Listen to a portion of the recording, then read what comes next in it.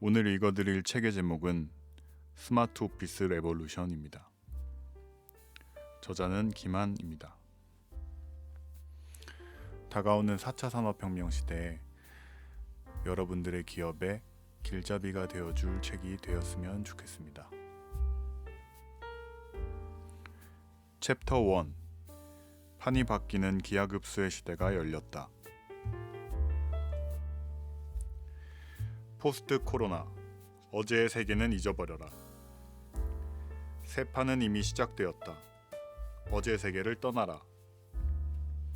혼란스러운 시기다. 일반적인 생각으로는 4차 산업 시대와 포스트 코로나 대응 전략을 세우기 어렵다. 널뛰는 비트코인의 가치와 가격 변화의 속도를 보면 현재의 시대를 보는 것 같다. 지금이라도 사야 하나 말아야 하나. 비트코인이 8억 분의 1까지 쪼개진다던데 어쩌지? 이런 생각이 한 번쯤은 뇌를 스치고 지나간다. 가상화폐, 블록체인, 빅데이터, 증강현실, 플랫폼 사업, 인공지능 등은 우리가 한 번 이상 들어본 4차 산업의 기술들이다. 아직도 이런 기술을 어떻게 우리 사업에 접목할지 고민스럽지만 말이다. 코로나19가 지난 10년간 진행되어 온 4차 산업혁명을 10년 앞당겼다고 사람들은 이구동성으로 말한다. 하지만 대다수의 사람들은 실감하지 못한다. 일터의 상황도 다르지 않다. 새로운 시대가 이미 우리 앞에 와 있지만 조직의 일문화는 여전히 제자리 걸음이고 재택근무로 비어있는 직원들의 책상 수만큼 혼란스럽기만 하다. 단지 코로나19의 종식을 기다리며 지쳐만 간다.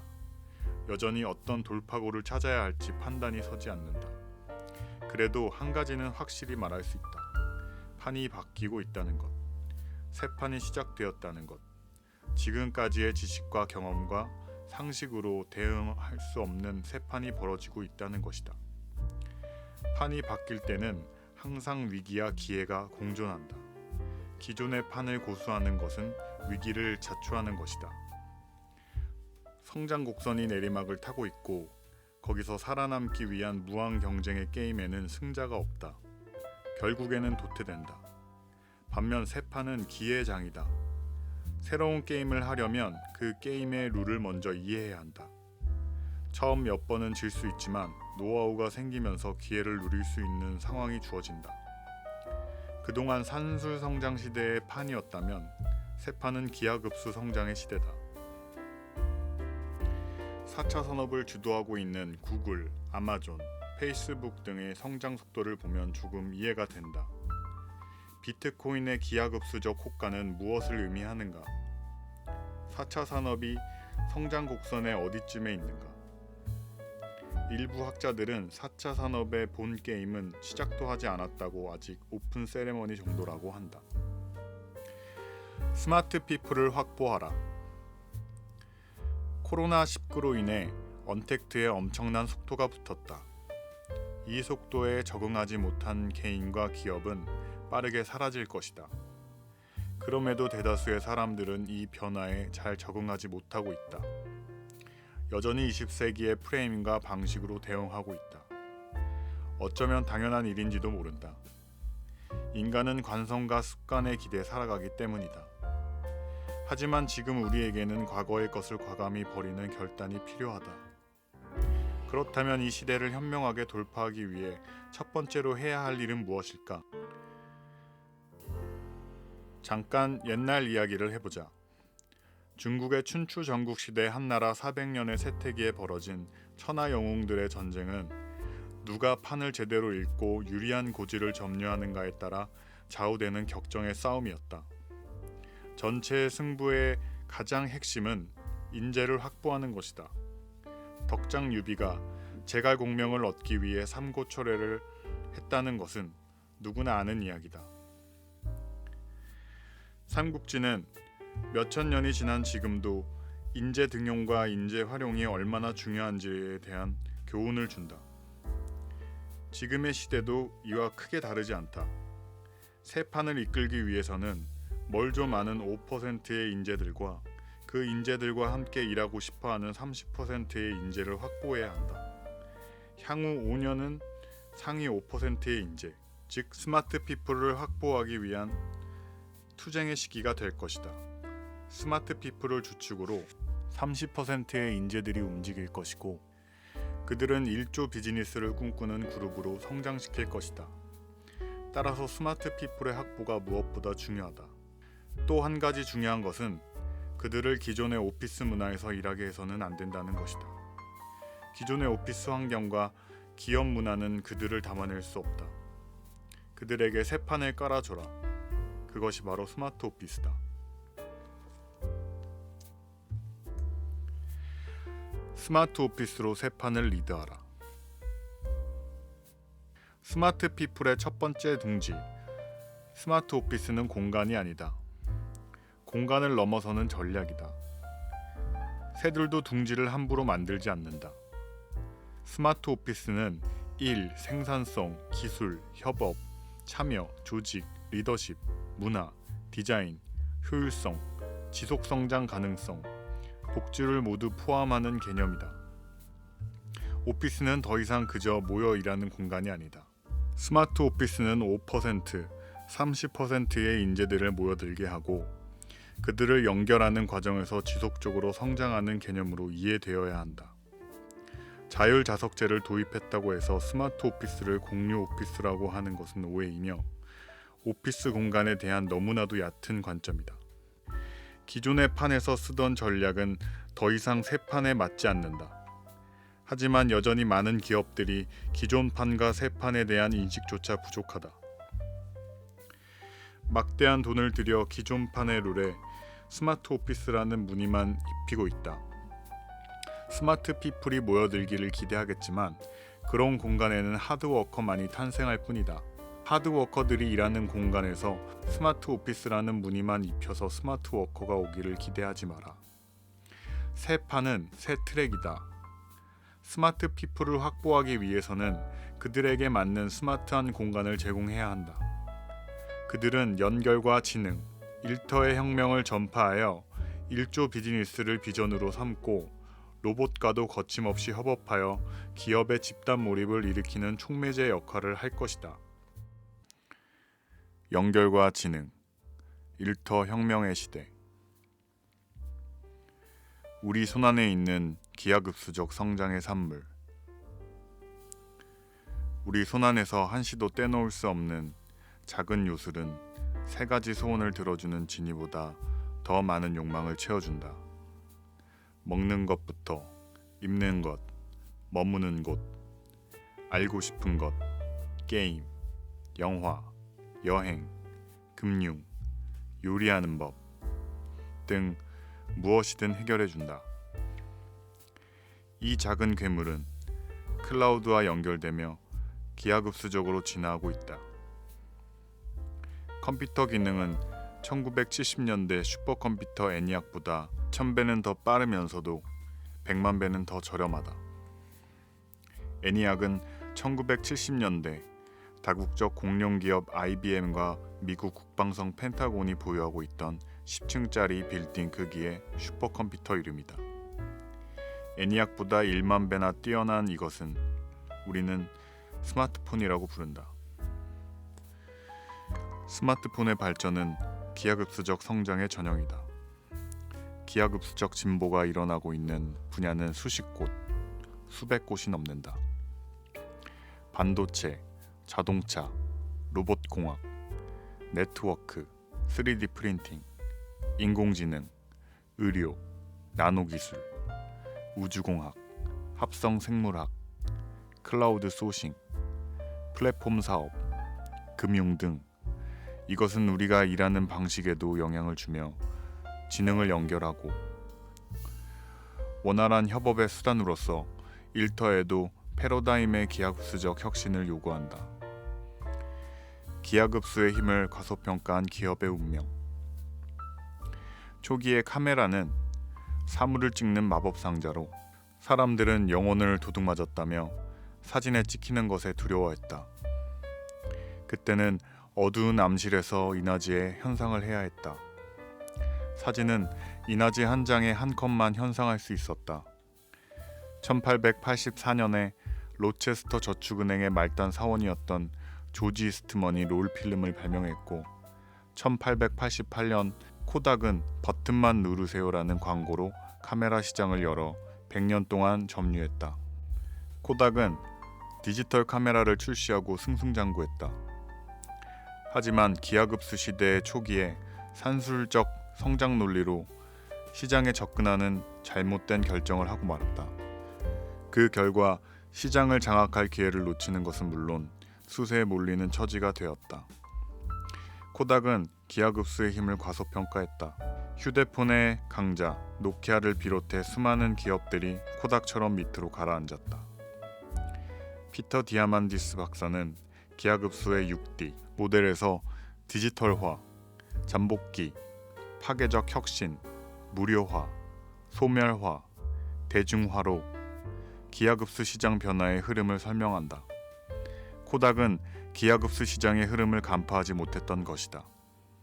예일대학교의 리처드 포스터 교수에 따르면 1920년대에는 S&P 500에 포함된 기업들의 평균 존속기간이 67년이었다고 한다. 하지만 지금은 어림없다. 오늘날에는 앞서 살펴본 연쇄 반응의 후반부 3D가 하루아침에 기업들을 해체하고 업계에 파괴적인 혁신을 일으킬 수 있다. 그 결과 21세기의 S&P 500 기업들의 평균 존속기간이 겨우 15년에 불과할 것으로 전망된다. 10년 후면 현재 최고의 기업으로 추앙받는 회사들 중 40%는 더 이상 존재하지도 않을 것이다. 2020년이 되면 우리가 아직 들어보지도 못한 기업들이 S&P 500 기업의 넷 중에 셋 이상을 차지하게 될 것이라고 포스터는 말한다. 우리가 늘 손에 들고 있는 작은 거인은 디지털 카메라를 무료로 제공한다. 코닥이 시장에 제공하던 최고급 사양보다 높은 화소를 담고 기능을 다 사용하지 못할 정도의 첨단 기술을 연결한다. 특별한 이유가 아니면 우리는 카메라를 별도로 사지 않는다. 그리고 무엇이 사라졌는가? 음악을 재생해서 듣던 CD, 백과사전, 손전등, 내비게이션 등 앞으로도 이런 파괴적 혁신과 소멸의 과정은 매 순간 끊임없이 발생할 것이다. 소멸당하지 않고 혁신을 통해 살아남기 위해서 우리는 새로운 선택을 해야 한다. 혁신의 요람, 스마트 오피스. 기하급수의 시대의 상징이 된 스마트폰의 혁신적인 진화는 네트워크 연결을 기반으로 클라우드라는 기하급수의 기술을 통해 가능했다. 이를 기반으로 일터에서도 변화의 바람이 일었다. 우리는 시간과 공간을 넘어 언제 어디서든 업무가 가능한 세계를 맞이했고, 이를 바탕으로 세계의 시장은 하나로 연결되면서 지역적 거리와 경계로 보호받던 시장의 장벽은 빠른 속도로 무너지고 있다. 우리가 일하는 방식뿐 아니라 기업 문화, 조직 문화, 일하는 공간 등 모든 것에서 혁신을 요구한다.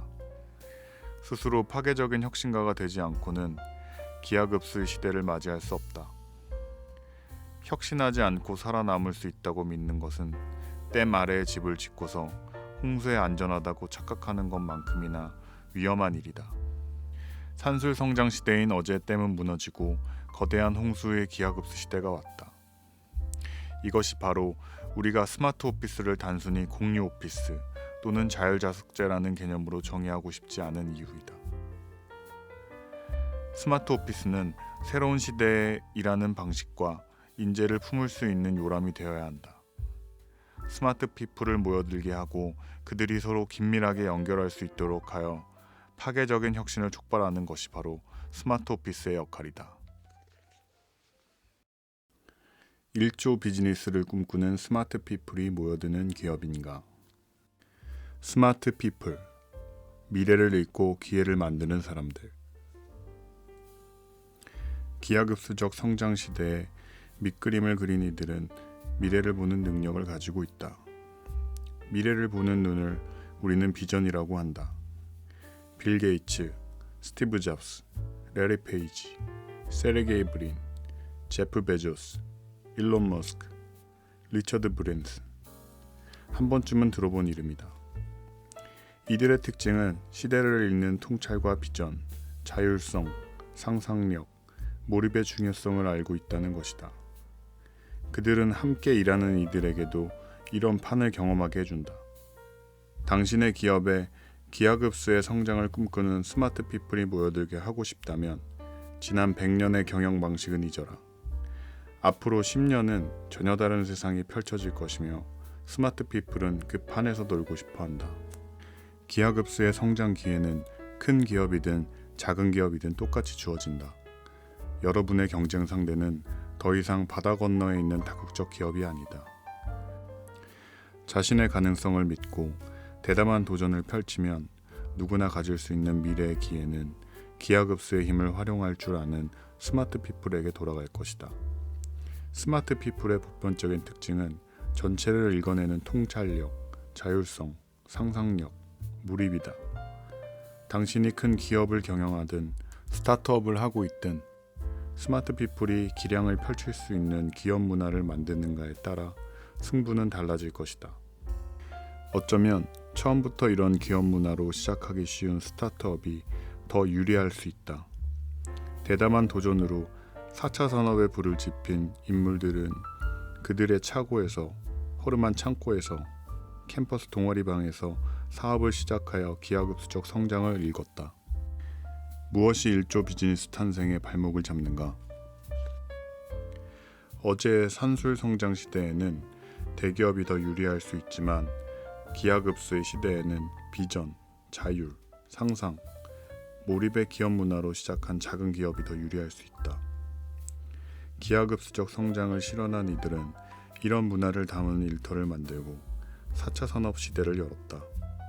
그런데 아이러니하게도 산술 성장의 기업들은 구글 캠퍼스를 스마트 오피스라 부르며 겉으로 보여지는 인테리어만 따라하고 100년 전의 조직 문화와 경영 노하우를 고집한다. 이들 공룡 기업에서 중추적 역할을 해온 리더들은 그들의 권위를 쉽게 내려놓지 못하고 있다. 스타트업으로 출발해 기하급수적 성장을 이룬 기업이 조심해야 할 것은 어느 정도 성장한 후에 산술 성장 기업 경영 패러다임에 익숙한 공룡 기업의 중역을 영입하는 것이다. 그들은 기업 문화를 어제로 돌려놓을 것이다. 절대 해서는 안 되는 인사정책이다. 하지만 의외로 그런 실수를 하는 기업들이 많다.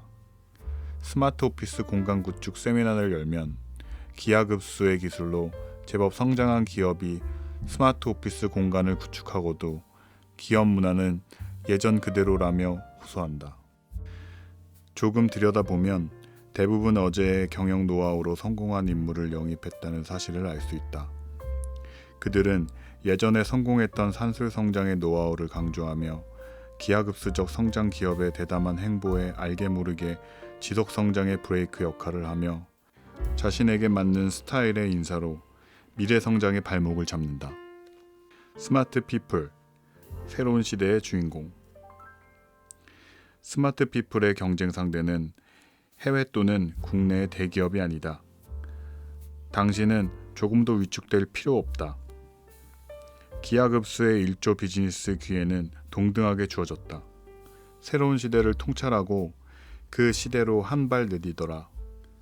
스타트업의 스마트 피플이여, 골리앗을 이긴 다윗의 신화는 그대들의 이야기다. 기하급수의 시대는 대기업보다 우리가 더 유리하다.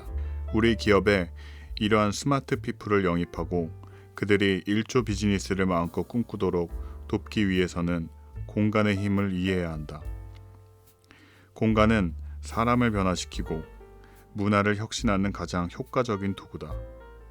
스마트 오피스를 리모델링 또는 인테리어를 바꾸는 정도로 생각하고 단순히 다른 기업의 그럴듯한 옷을 우리 기업에 입힌 후 아무런 효과가 없다며 공간의 가치를 폄하해서는 안 된다. 기하급수 시대를 이해하고 새 판을 짜라. 철새들도 그들이 머물 곳을 안다. 스마트 피플이 비전을 꿈꾸고 자유롭게 상상하며 그들의 몰입이 집단 몰입으로 승화될 수 있도록 공간을 디자인하고 혁신적인 일터를 구축하라. 로봇과 함께 일할 준비를 하고 있는가? 로봇 기술은 어디까지 왔는가? 4차 산업을 이끄는 기하급수 기술 중에 로봇공학과 인공지능은 피터 디아만디스 박사가 말하는 기하급수의 6D 중 어디쯤 와 있을까? 잠복기는 기만 혹은 눈가림이라는 뜻이지만 여기서는 사람들의 눈을 속이면서 꾸준히 성장이 진행되는 기간을 가리킨다. 잠복기에는 대부분의 사람들이 기하급수적 성장을 눈치채지 못한다. 적은 수를 2배 해봤자 여전히 매우 적은 수이기 때문에 그저 느릿느릿 산술적으로 성장하나 보다 하고 오인하는 경우가 많은 탓이다. 잠복기 다음에는 파괴적 혁신 과정이 일어나는데 이 시기에 새로운 시장을 폭발적으로 창조하며 기존 시장을 파괴하는 기하급수적 성장을 보인다. 로봇은 이미 연구실에서 나와 다양한 모양과 크기, 이동 방식, 표현 능력, 심지어 슈퍼컴퓨터 기능을 갖추고 잠복기를 지나 파괴적 혁신을 앞두고 있다. 논리적인 지능뿐 아니라 감성 기능까지 갖추고 스스로 학습하는 인공지능 로봇은 농담도 알아듣고 때로는 의지가 되고 사랑을 주고받고 심지어 창의적인 모습으로 우리 삶 깊숙이 관여할 것이다. 향후 20년 내에 영화 아이언맨의 주인공 토니 스타크처럼 인공지능 로봇 자비스와 함께 프로젝트를 수행할지도 모른다. 자비스는 스마트폰보다 1만 배는 우수한 슈퍼컴퓨터 기능을 갖추고 클라우드를 통해 지구의 모든 정보를 이용하며 우리와 대화하고 의견을 나누며 하나에서 10까지 우리의 삶을 도울 것이다. 반려견 로봇은 살아있는 동물보다 더 실감나는 모습과 능력을 갖추고 우리와 대화를 주고받으며 충성스럽고 사랑스럽게 우리에게 복종할 것이다. 인공지능 로봇이 요람에서 무덤까지 우리 삶에 영향을 미치게 된다. 일터에서도 다양한 기능으로 특화된 인공지능 로봇이 등장할 것이다. 그렇기 때문에 우리는 로봇과 함께 일할 준비가 되어 있어야 한다. 이미 각 국가는 인공지능 로봇에 대한 통제와 인류의 유익을 위한 법안을 제정하고 있다. 로봇과의 협업, 선택이 아닌 필수. 이제 기하급수 시대의 무한한 가능성을 가진 사업 기회에 대한 이야기를 해보자. 우리 손안의 작은 기하급수의 변화만으로도 어마어마한 비즈니스 기회를 포착한 수많은 기하급수 성장의 기업이 탄생했다. 앞으로 기하급수의 기술들이 잠복기를 지나 파괴적 혁신에 들어서면 서로 융합 시너지 효과로 연결되어 스마트폰 시장의 파괴적 혁신보다 훨씬 큰 파급력을 발휘할 것이다.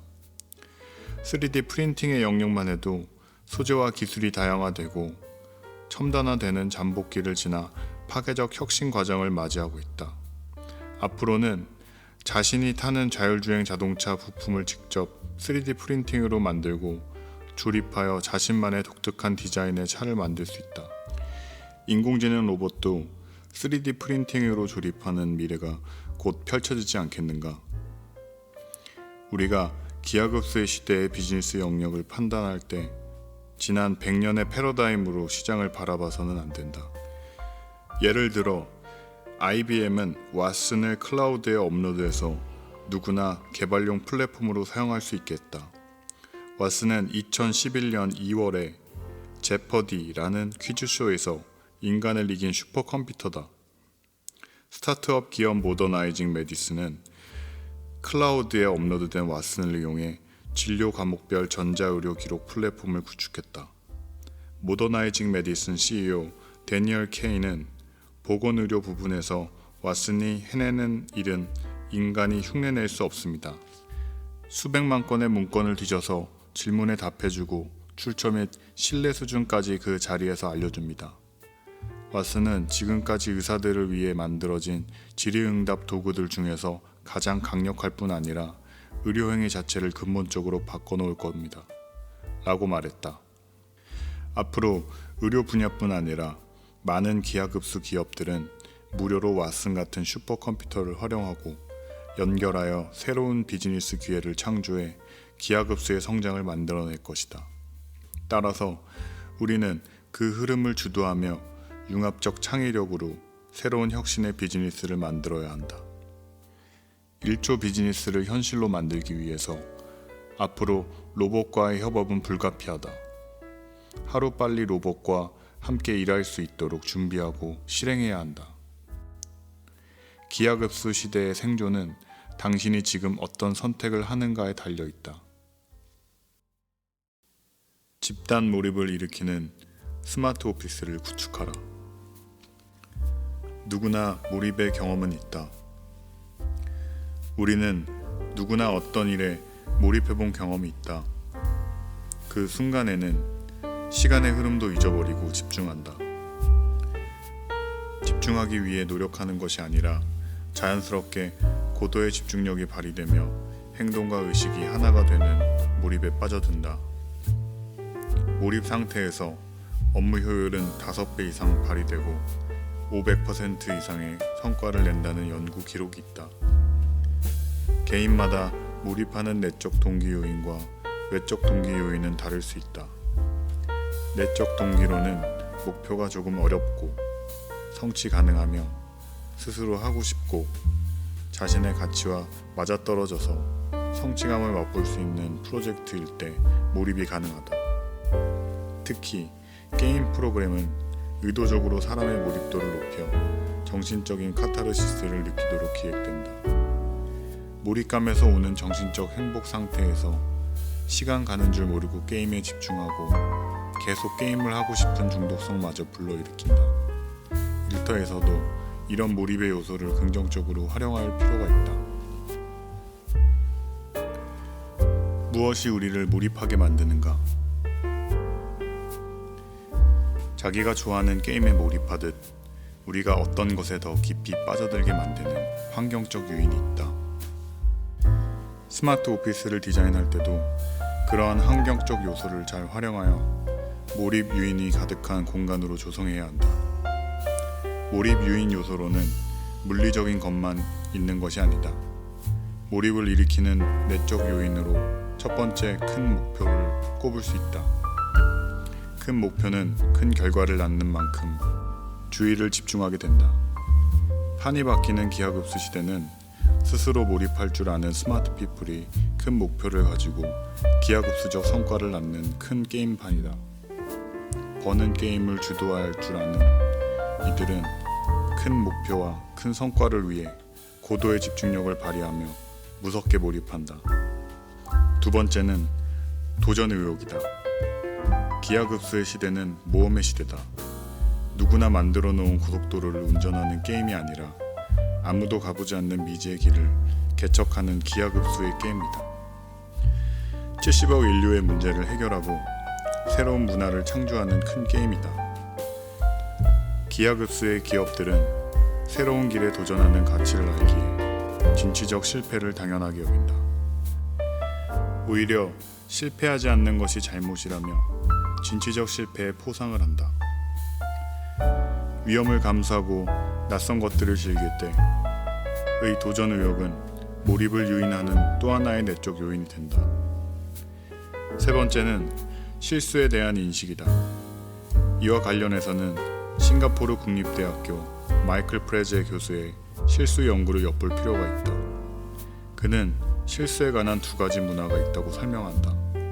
실수 예방과 실수 관리가 그것이다. 실수 예방은 실수 자체를 하지 않는 것을 강조한다. 반면 실수 관리는 실수는 일어날 수밖에 없으므로 일찍 발견하고 빨리 교정하여 부정적 결과를 줄이는 것을 강조한다.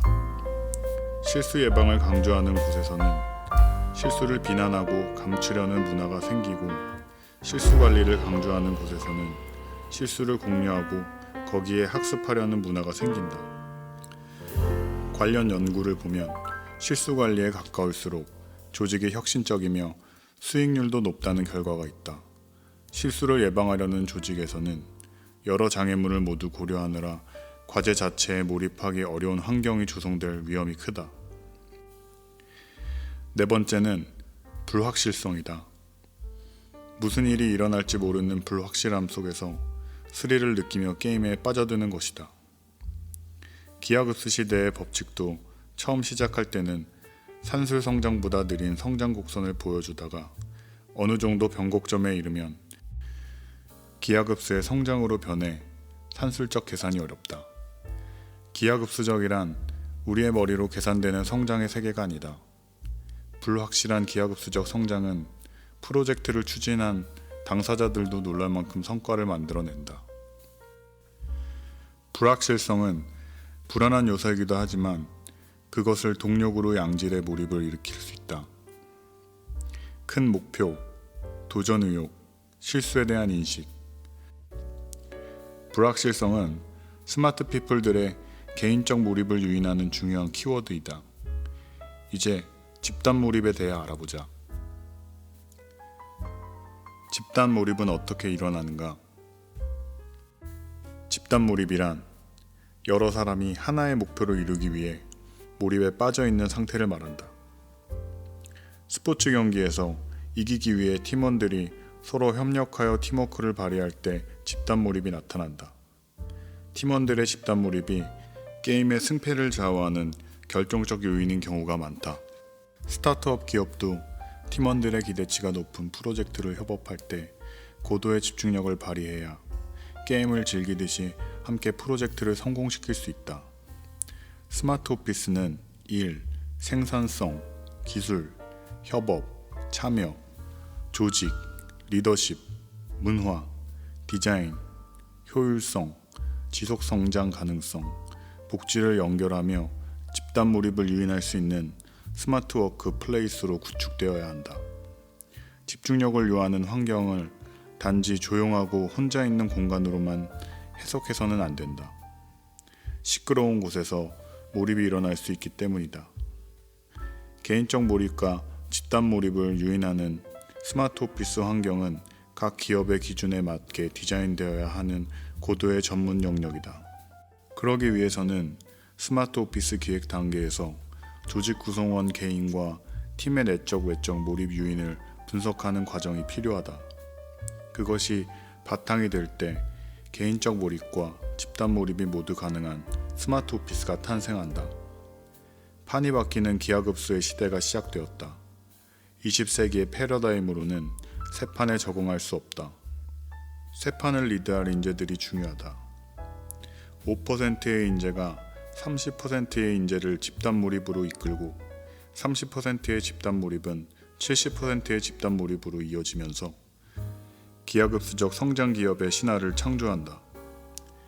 20세기에는 근면성실을 기반으로 열심히 일하는 하드워커가 필요했다면 기하급수의 시대는 통찰력과 상상력으로 무장한 창의적 사고의 스마트 피플이 집단 몰입으로 일하는 시대다. 이들은 자신들이 상상한 미래의 비전을 실현하기 위해 무서운 집중력으로 시간이 정해진 퍼즐을 맞추는 게임을 하듯 몰입한다. 스마트 오피스를 구축하고 5%의 인재를 유입하라. 스마트 피플의 몰입으로 30%의 스마트 워커를 만들고 그를 바탕으로 한 집단 몰입을 기업 문화로 만드는 것이 스마트 오피스 레볼루션이다. 챕터 2 10배 기업을 만드는 스마트 오피스 레볼루션. 컨택트와 언컨택트에 일하는 문화와 시스템을 재설계하라. 코로나19는 미래를 앞당겼는가? 한 라디오 프로그램에서 전문가를 초청하여 언택트 시대에 어떻게 하면 취업을 위한 화상 면접을 잘할 수 있는지 노하우와 함께 주의할 점 몇 가지를 알려주었다. 전문 컨설턴트는 이렇게 말했다. 상대방이 잘 알아들을 수 있는지 스피커폰의 소리를 사전에 잘 체크할 필요가 있습니다. 그리고 얼굴이 화면에 나올 때 화질이 어떤지도 미리 체크해야 합니다. 업무 회의를 위한 일상적인 화상 미팅에서도 소리와 화질이 신경 쓰이는데 입사를 위한 면접은 어떻겠는가? 코로나19 이후 기존의 대면 문화는 언택트 문화로 서서히 대처되어 왔다. 직원들 간의 접촉을 줄이기 위해 재택근무를 도입하고 유연근무제 등의 탄력근무를 실행하고 또 의무화했다.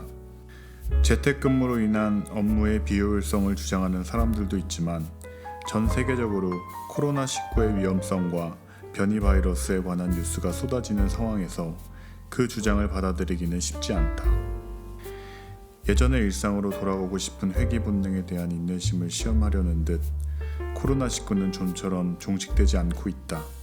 그 덕분에 코로나19는 일문화의 4차 산업혁명의 기술을 적용하는 속도를 가속화했다. 직장인들이 회사에 나가지 못하는 것은 물론 고3 수험생과 어린 유치원생 아이들마저 집에서 화상 수업을 한다. 우리는 여전히 이러한 상황들이 익숙하지 않다. 인류 역사상 위기의 시대에 그랬듯이 우리는 창의력을 발휘하여 새로운 방법을 지속적으로 찾아 나가야 한다. 팬데믹이 우리의 일상에서 물러날 기미가 보이지 않지만 만약 팬데믹이 종식되더라도 언택트 일문화는 4차 산업혁명이 이끄는 기하급수적 성장 시대의 기준이 되어 진화할 것이다. 실제로 대부분의 글로벌 기업이 코로나19가 끝나도 재택근무 기반 스마트워크를 유지할 것이라고 답했다. 우리는 코로나19가 끝나길 기다리며 다시 예전으로 돌아갈 날을 고대하는 것에 머물면 안 된다. 우리에게는 새로운 질문이 필요하다. 컨택트, 언택트, 일문화의 본질. 언택트 일문화를 비효율적으로 만드는 것은 무엇일까? 재택근무는 무엇 때문에 우리의 협업을 불편하게 할까? 어떻게 하면 언택트 일문화를 경쟁력으로 만들 수 있을까? 이제 우리는 컨택트와 언택트의 일문화 시스템을 재설계해야 한다. 지금 우리가 기업 문화를 어떻게 구축하느냐에 따라 10배, 100배 기업을 만드는 스마트 오피스 레볼루션을 실행할 수 있다. 우리의 연결이 기술적으로는 컨택트 되었지만 진정한 컨택트는 놓치고 있다.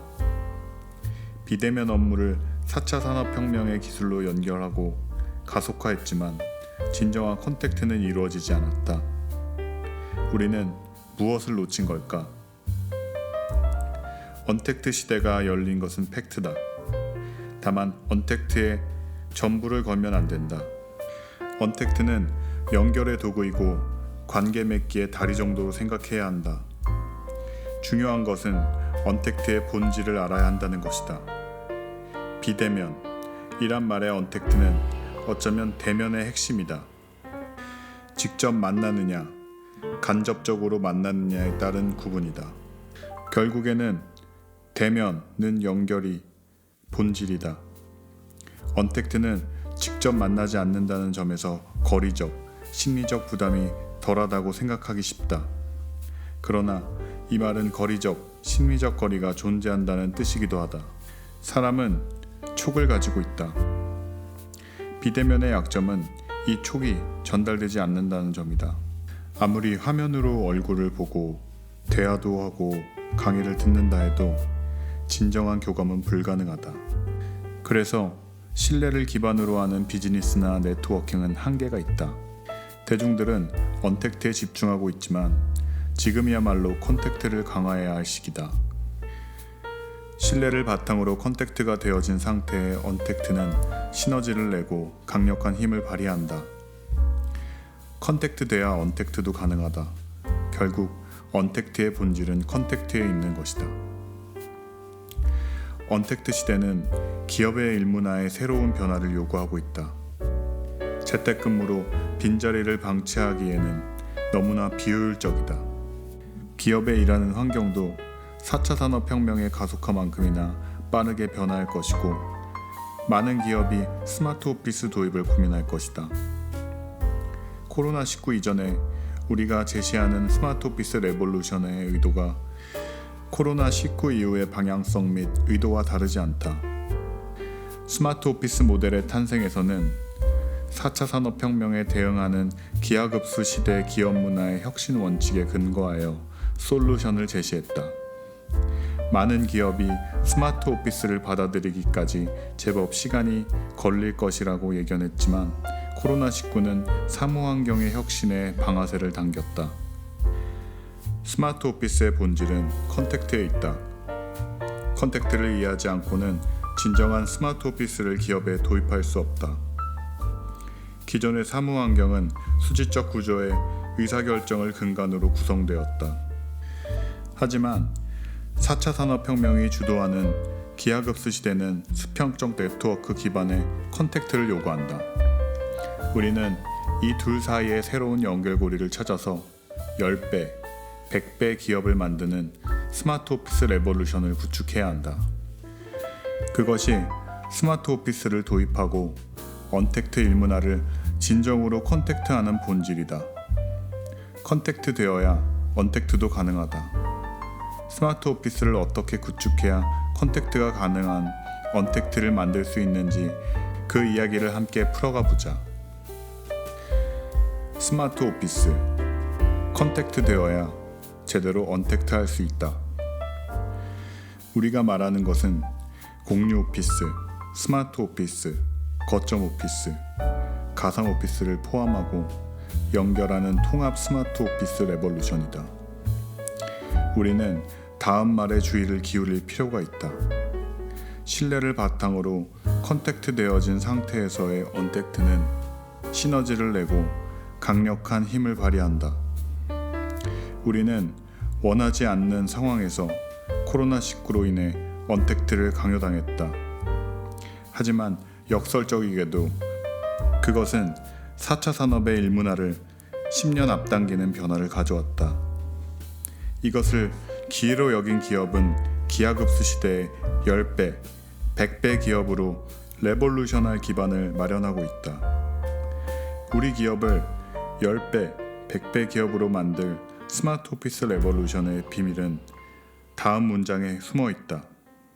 언택트에 집중하고 있지만 지금이야말로 컨택트를 강화해야 할 시기다. 이것은 우리가 왜 지금 스마트 오피스를 구축해야 하는가에 대한 답이다.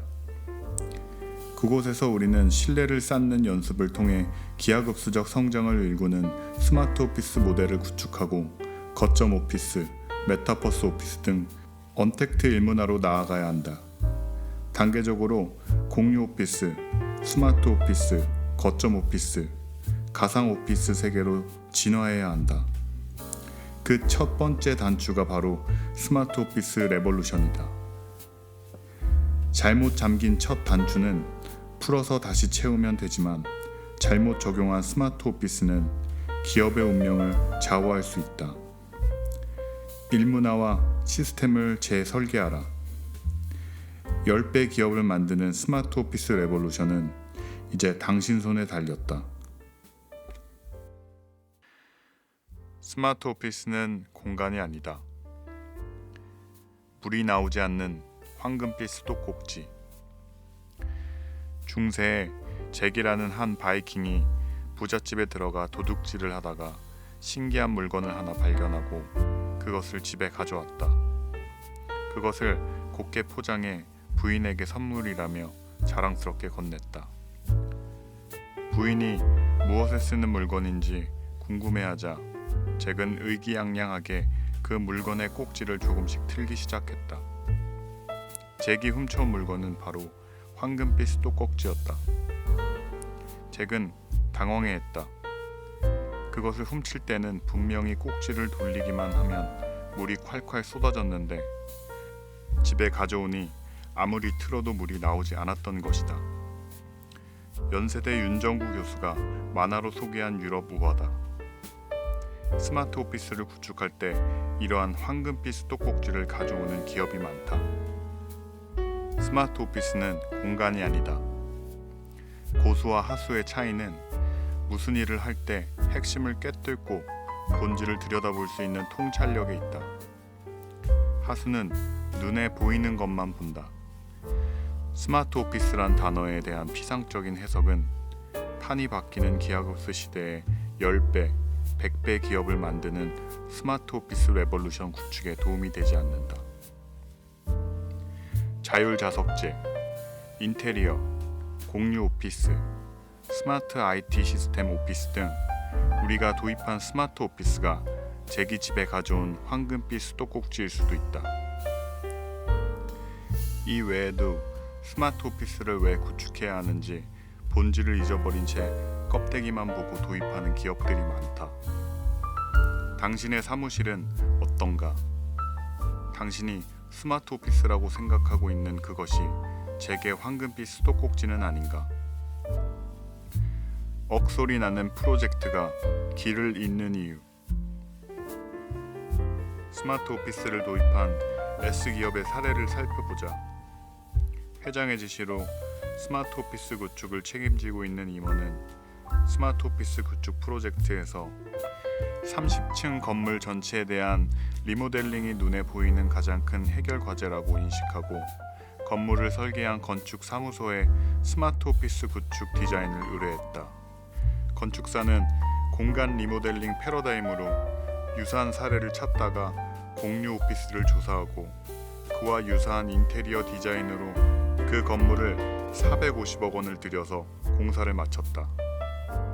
무슨 일이 일어났는가? 막대한 예산을 들였지만 보기 좋은 인테리어에 그쳤을 뿐 기대했던 기업 문화 혁신은 일어나지 않았다. 단지 몇몇 신문 기사에 S기업 스마트 오피스 도입이라는 이례적인 뉴스만 나올 뿐이었다. 450억짜리 뉴스였던 셈이다.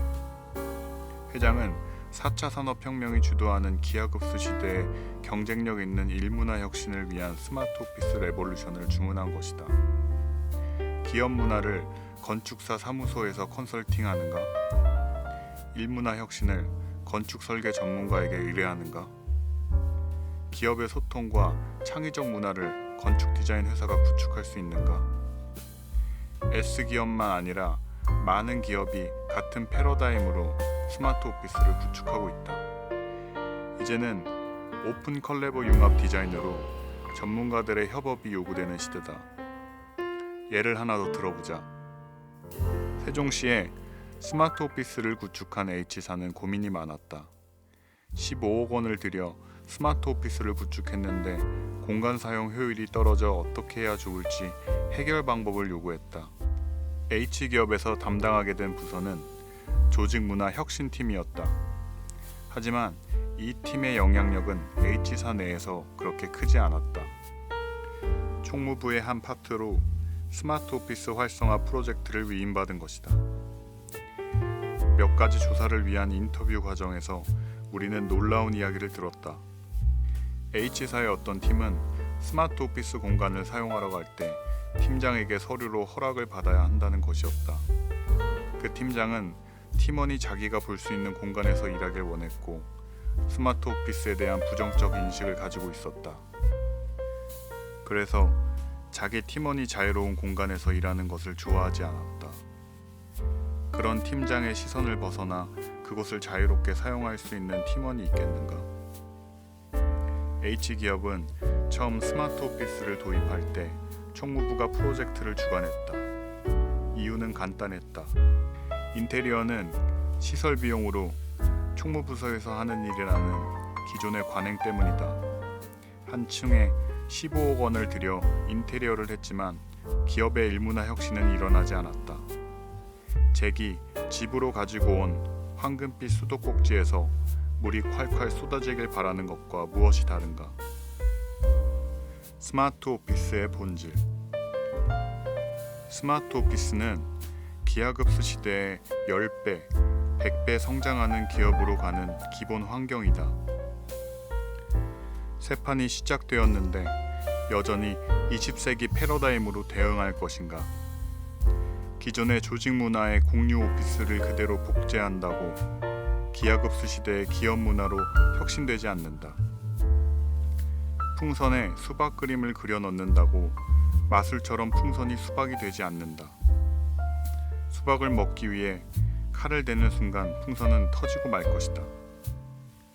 4차 산업혁명의 기술로 우리는 시간과 공간을 벗어나 일할 수 있는 시대를 맞이하고 있다. 심지어 메타버스라는 용어도 익숙한 시대다. 메타버스, 즉 가상현실 공간은 스마트 오피스의 한 축으로 우리의 삶에 영향을 미치게 될 것이다. 우리가 미래에 대해 준비할 겨를도 없이 미래의 기술은 기하급수적으로 우리 앞에 펼쳐질 것이다. 10배, 100배, 1000배 기업을 만드는 스마트 오피스 레볼루션에 대하여 진정한 고민과 통찰이 필요하다. 스마트 오피스는 공간이 아니다. 황금빛 수도꼭지는 물을 콸콸 쏟아내야 한다. 시간과 공간을 벗어나 자유롭게 일하면서도 성과를 내는 기업 문화는 저절로 만들어지는 것이 아니다. 신뢰를 바탕으로 컨택트 되어진 상태라는 문장에 주의를 기울일 필요가 있다. 신뢰를 바탕으로 컨택트된 기업의 일문화 구축은 스마트 오피스라는 황금빛 수도꼭지에서 쏟아지는 물이다. 이것은 스마트 오피스 구축 시 함께 만들어가야 하는 핵심 가치다. 그 바탕에서 거점 오피스, 메타버스, 오피스로 진화해야 한다. 급할수록 근본과 본질을 잊지 않아야 한다. 한 어리석은 농부가 이른 아침 논에 가보니 옆집 벼보다 자기 집 벼가 덜 자란 것 같아 뿌리를 모두 당겨 놓았다. 그 다음날 가보니 자기 집 벼가 다 죽어 있었다. 이 농부처럼 벼를 빨리 자라게 하려고 뿌리를 뽑아 올려서는 안 된다. 스마트 오피스는 단순히 공간이 아니다. 스마트 오피스는 신뢰를 바탕으로 서로 연결된 기업 문화를 만드는 뿌리이자 물줄기다. 우리는 그 본질을 파악하고 10배, 100배 기업을 만드는 스마트 오피스를 제대로 구축해야 한다. 10배 생산성 있는 스마트 피플이 모여드는 스마트 오피스를 구축하라. 창의성이 곧 생산성이다. 사람들은 창의적인 영역에는 생산성이라는 개념이 적합하지 않다고 생각하는 경향이 있다. 생산성은 공장처럼 매뉴얼이 절대적인 곳에서 효율을 극대화할 때 적합하다고 생각한다.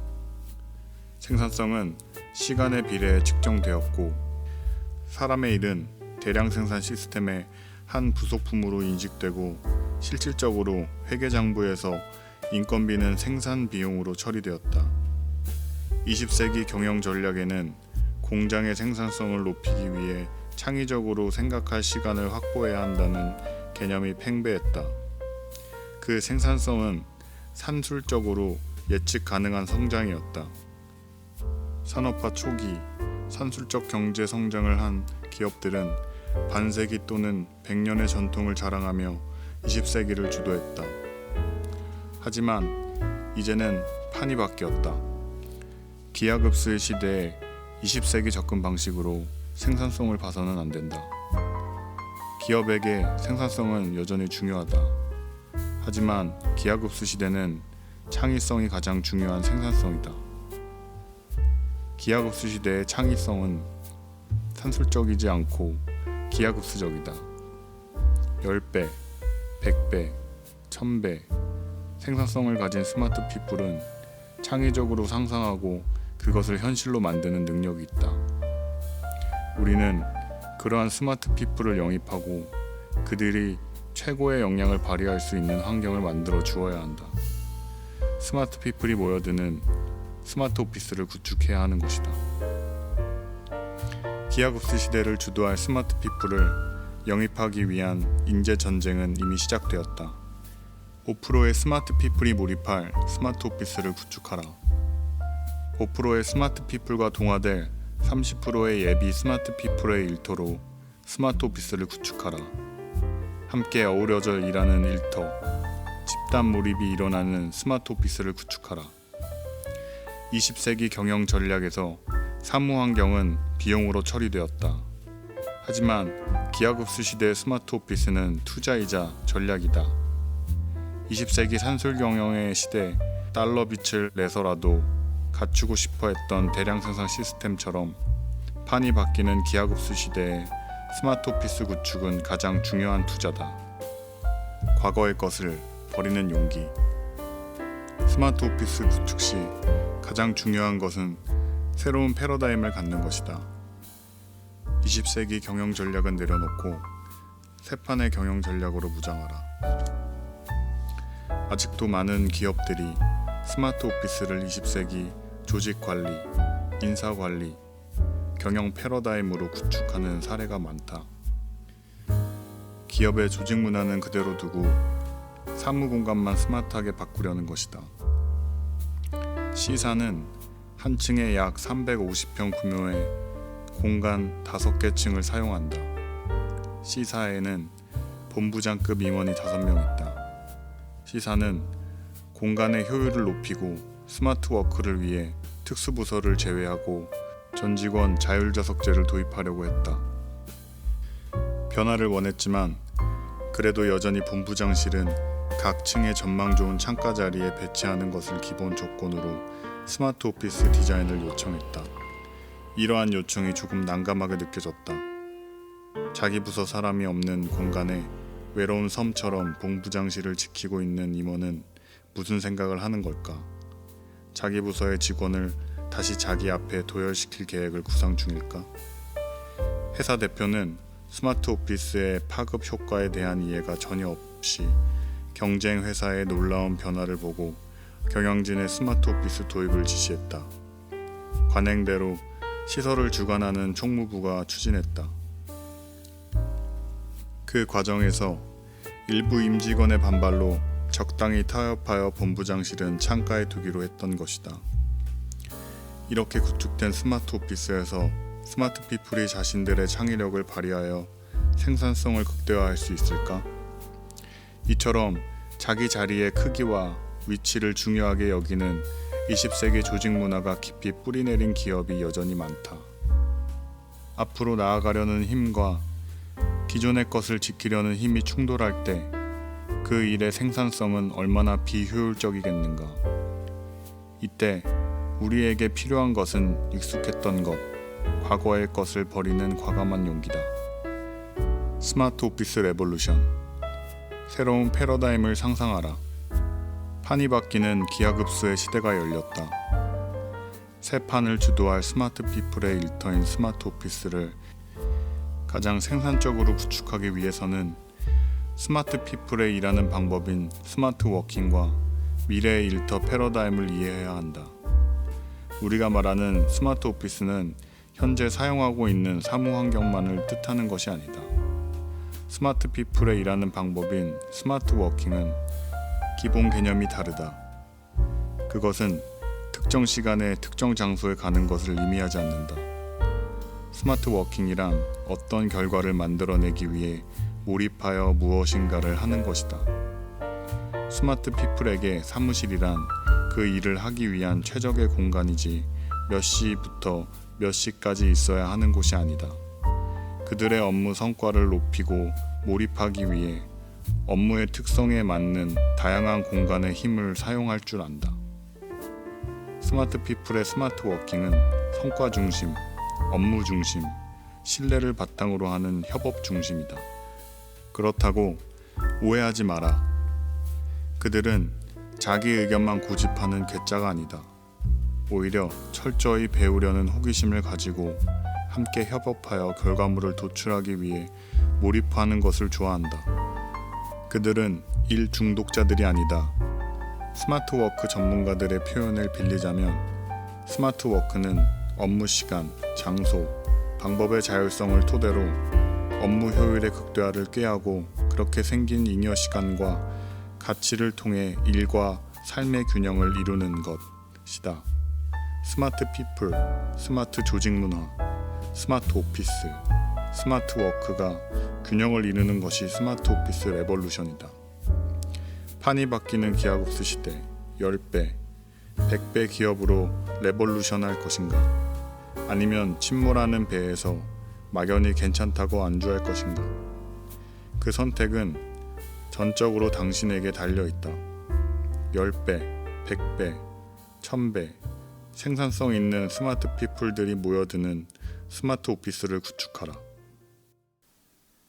기하급수 시대를 돌파할 스마트 워킹 문화를 스마트 오피스로 만들어라. 당신의 기업은 스스로 껍질을 깨고 있는가? 스마트 워크를 정의해보면 시간과 장소에 얽매이지 않고 언제 어디서나 일할 수 있는 체제라고 할 수 있다. 하지만 우리가 놓치지 말아야 할 것이 있다. 되어야 할 것과 되어지는 과정을 착각하는 것이다. 내가 어릴 때는 장사꾼 아저씨가 학교 교문 앞에서 커다란 종이 상자에 노란 병아리와 하얀 병아리를 담아서 팔곤 했다. 귀엽고 예쁜 노란 병아리를 보고 있자니 집에서 키우고 싶은 마음이 들어 1,000원에 2마리를 사서 집으로 데려와 열심히 밥도 주고 물도 주면서 키웠다. 하지만 병아리는 끝내 자라지 못하고 죽어 울면서 뒤뜰에 묻어주었다. 병아리가 알에서 나오는 과정은 신비롭다. 암탉이 알을 낳아 오랜 시간 품으면 알에서 깨어난다. 어린 생명은 알 속에서 작은 부리로 스스로 껍질을 깨고 나온다. 새 생명의 탄생은 신비롭기까지 하다. 스스로 껍질을 깨는 모습이 안쓰럽다고 껍질 깨는 것을 도와주면 병아리는 알에서 나오더라도 얼마 못 가서 죽는다.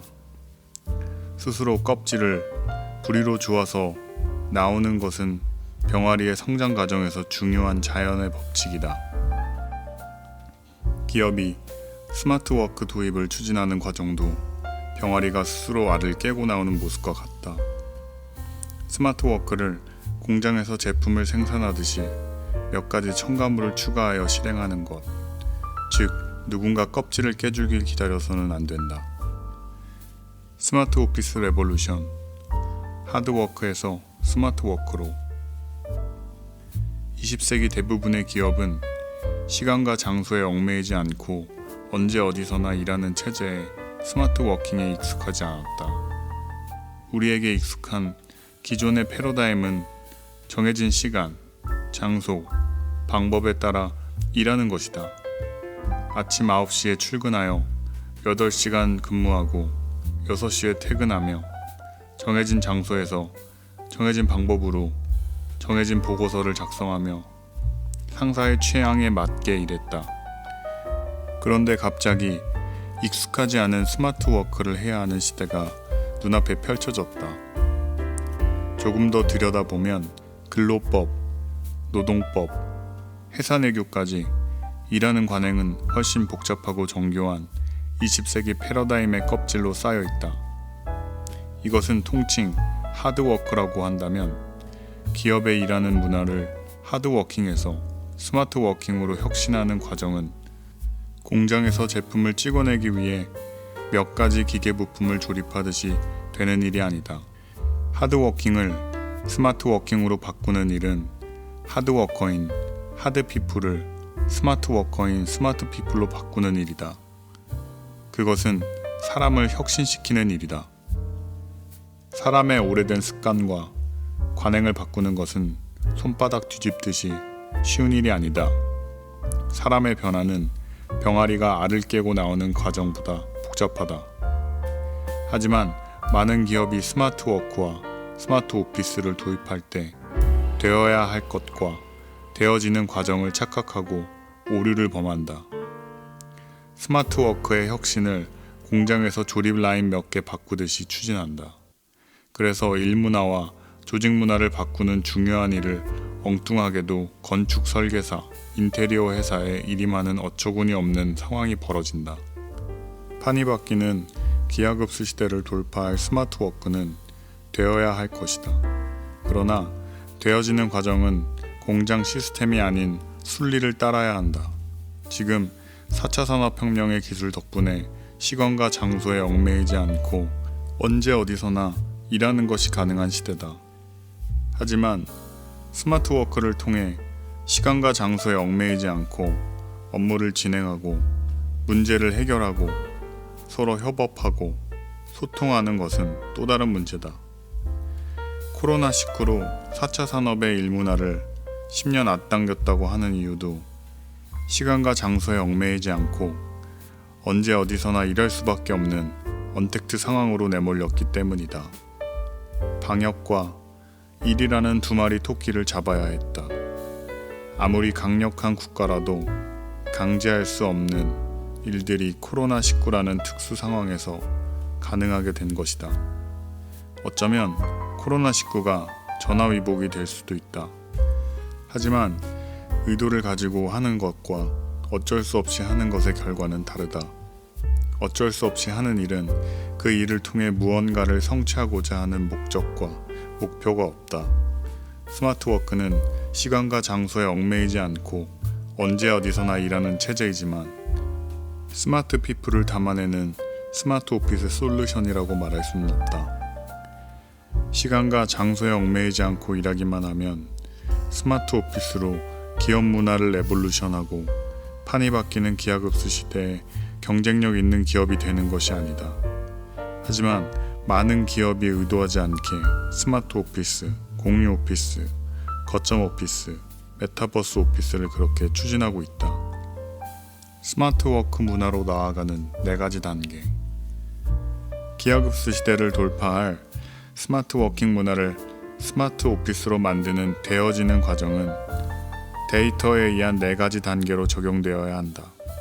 첫 번째는 조직원들의 일문화와 조직 문화에 대한 올바른 비전과 가치에 대한 의식을 한 방향으로 정렬하는 것이다. 판이 바뀌는 기하급수 시대의 새로운 패러다임을 함께 공유하는 것이다. 공간에 대한 공유보다 비전과 가치의 공유가 먼저다. 두 번째는 비전과 가치에 따른 새로운 의사결정과 보고 방법, 그리고 소통의 과정을 혁신하는 일문화, 조직 문화의 목표를 공유하는 것이다. 공정하고 정확한 목표는 조직원들의 몰입을 유도하고 자부심과 자존감을 고양해서 서로 간의 신뢰를 높여 진정한 컨택트가 이루어진다. 조직이 신뢰를 바탕으로 언택트 되어진 상태에서 스마트 워크를 구축할 때 진정한 스마트 오피스, 거점 오피스, 메타버스 오피스로 진화할 수 있다. 세 번째는 공간을 혁신하는 것이다. 스마트 오피스 레볼루션에서 공간은 스마트 워크의 축소판으로 시범 운행되어야 한다. 그 공간에서 언택트를 연습하고 신뢰를 구축하는 과정이 중요하다. 다양성을 갖추고 몰입을 유도하며 사람을 이어주는 공간으로 디자인되어야 한다. 네 번째는 판이 바뀌는 기하급수적 성장 기업의 특성에 맞게 스마트 워킹 문화를 만들어가는 것이다. 기하급수 시대를 돌파할 스마트 워킹 문화를 스마트 오피스로 만드는 일은 되어지는 과정이다. 병아리가 연약한 부리로 스스로 알을 깨고 나오는 것처럼 순리를 따라야 한다는 것이다. 스마트 오피스를 통해 기업의 일문화를 스마트 워킹으로 혁신하라. 바쁘고 급할수록 원칙을 지키고 기본으로 돌아가라. 일하는 직원과 일하는 척하는 직원이 드러나는 스마트 오피스. 월급 루팡은 어떤 존재들인가? 월급 루팡은 회사원들 사이에서 곧잘 쓰이는 말이다. 전 세계적으로 유명한 도둑 캐릭터 아르센 류팽의 이름을 따서 만든 유행어로 일하지 않고 월급을 받는 직원을 칭하는 용어다. 업무 시간을 쇼핑, 주식 등 업무와 관련 없는 행동을 하며 보내거나 자신의 일을 다른 직원에게 떠넘기거나 업무 진행을 의도적으로 늦추는 직원들이다. 사실 월급 루팡은 인터넷상에서 가볍게 해자되는 말이다. 일종의 소소한 일탈이다. 자신을 월급 루팡이라고 농담처럼 칭하는 사람들은 사실 조직에 크게 문제가 되지 않는다. 조금의 가책을 더해 자신의 행동을 희화화하는 것이다. 하지만 자신이 대도인지도 모르고 잘못된 행동을 지속하는 사람들이 있다. 월급 루팡은 자신이 할 일을 정확히 인지하고 있는 상태에서 양심의 가책을 느끼며 소소한 일탈을 하는 것이다. 여기에서 주의 깊게 분석할 사람들은 의도적이며 양심의 가책도 없이 실상은 일을 하지 않으면서 일하는 척만 하는 인물들이다. 이들이 업무를 전면적으로 하지 않는 것은 아니다. 하지 않으면 티가 나거나 문제가 일어날 소지가 있는 일은 요란하게 처리하며 눈속임을 한다. 관리자들이 모든 일을 컨트롤하고 들여다보기 힘들기 때문에 누가 곳간에 쥐구멍을 파서 드나들고 있는지 알기 어렵다. 또한 조직은 한두 명의 일탈로 무너지지 않기 때문에 이들의 만행을 자칫 가볍게 넘겨버릴 소지도 있다. 한 사람으로 인한 조직 생산성의 훼손. 일을 하는 게 아니라 일을 하는 척하는 직원들이 조직에 끼치는 악영향은 무엇일까? 가장 단순하지만 심각한 문제는 조직의 생산성을 떨어뜨리고 이곳저곳에 흠을 남긴다는 것이다. 앞서 말했듯이 그들은 티가 나지 않은 선에서 일을 하지 않기 때문에 그 흠은 아주 작을지 모르나 가랑비에 옷을 적시듯 조금씩 쌓이는 눈이 지붕을 무너뜨리듯 천천히 조직을 병들게 한다. 직접적인 영향은 자신이 맡은 일을 하지 않음으로써 업무상의 문제를 일으키는 것이다. 영업부라면 클라이언트와의 관계가 서서히 훼손될 것이고, 마케팅부라면 고객과의 관계가 느슨해져 고객의 머릿속에서 회사 자체가 흐려질 것이다. 생산팀이라면 제품에 하나둘 문제가 생기고 시대를 이끄는 창의적인 제안이 불가능하며 시대와 발맞추지 못하고 결국 도태될 것이다. 또한 간접적으로는 일 잘하는 직원들이 사기를 읽거나 조직을 떠날 것이다. 사람은 자신의 진심이 통하지 않을 때 그 대상에게 부정적인 감정을 품게 된다. 자신은 진심으로 일을 잘하고자 노력하는데 그렇지 않은 사람이 아무런 노력 없이 자리를 지키고 종종 자신에게 피해를 준다면 그 대상뿐 아니라 그런 대상을 관리하지 않고 내버려둔 조직에게도 분노한다. 조직에 대한 부정적인 감정은 사기를 저하시킬 뿐 아니라 조직을 떠나겠다는 결심을 하는 촉매제가 될 수도 있다. 문화와 공간의 힘으로 사람을 혁신시켜라. 그렇다면 그들은 왜 일하지 않고 일하는 척만 하는 걸까? 가장 간단하게는 개인적인 인성을 문제 삼을 수 있다. 평생 직장이라는 개념이 사라진 시대에 영혼까지 다해 일할 것을 요구하기는 힘들겠지만 최소한의 마음가짐은 필요하다. 하지만 일부 사람들은 일하지 않고 돈을 벌 궁리만 한다. 이는 조직에도 동료들에게도 그리고 자신에게도 떳떳하지 못하고 해를 끼치는 일이다. 그들이 일하는 척만 하는 두 번째 이유는 조직이 그래도 괜찮은 시스템과 문화를 가지고 있기 때문이다. 시스템과 매뉴얼 없이 주먹구구식으로 일을 처리한다면 그 과정에서 문제가 생겨도 원인을 분석하기 힘들다. 역할과 책임 소재를 분명히 알 수 없다는 것이다. 그렇기 때문에 어떤 사람이 일을 그르치고 있는지 밝혀낼 수 없고 같은 실수가 반복된다. 성과 중심이 아닌 태도와 관계 중심의 평가 문화도 원인이 된다. 일종의 줄 잘 서기가 곧 능력으로 인정받고 객관적이어야 할 평가에 주관적인 의견들이 개입된다면 일 자체보다는 관계에 에너지를 쏟는 사람들이 많아지기 마련이다. 앞서 이야기했듯이 일하는 척하는 직원은 조직의 암적인 존재다. 그런 직원을 내보내면 될 일인지 시스템과 문화까지 손봐야 하는지 의문이 들지도 모르겠다. 하지만 그런 직원을 구분해내는 기준 자체를 세우기 힘들며 콩 심은 데 콩 나고 팥 심은 데 팥 나듯 시스템과 문화가 바뀌지 않는다면 일하는 척하는 직원은 언제나 생겨날 것이다. 스마트 워커들의 놀이터가 되어야 할 오피스 공간이 일하는 척하는 직원에게는 놀이터가, 하드 워커들에게는 교도소가 되고 있다. 이를 개선하기 위해 스마트 오피스 도입이 시급하다. 스마트 오피스가 개인의 인성까지 바꿀 수는 없겠지만 내부의 시스템과 문화를 정비하고 혁신하는 데는 무엇보다 효과적이고 빠른 방책이다. 뚜껑이 닫힌 병에 익숙해진 벼룩이 뚜껑을 열었을 때 더 높이 뛸 수 있는데도 이전과 같은 높이까지만 점프하는 것처럼 사람 또한 공간의 영향을 많이 받는 존재이다. 성과 중심의 평가와 자율 책임 문화를 주축으로 각 기업에 맞는 시스템과 문화를 계획하고 그에 맞는 스마트 오피스를 구축할 때 빠르고 정확하게 일하는 직원과 일하는 척하는 직원이 수면 위로 드러난다. 그렇게 되면 일하는 척하는 직원들은 마음을 바꿔 일을 하거나 아니면 또 다른 조직을 찾아 떠날 것이다. 스마트 워커들로만 구성된 조직으로도 돌파하기 힘든 시대를 지나고 있다.